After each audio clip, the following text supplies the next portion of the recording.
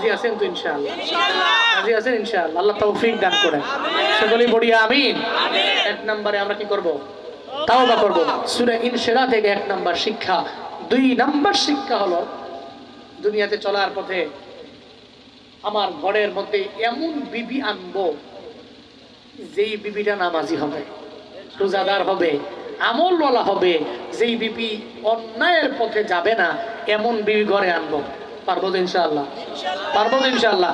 যারা আনছেন অলরেডি আইনা ফেলছেন, আর তো আনা যাবে না, ঘরে যেহেতু আছে গিয়া হোম মিনিস্টারকে বুঝাবেন।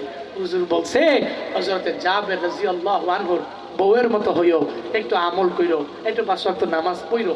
এটা এই বিষয়ে আপনি আপনার বউকে বলবেন, আপনার স্ত্রীকে বলবেন, আপনার সন্তানকে বলবেন, আপনার ছেলে মেয়েগুলোকে এগুলোকে বলবেন।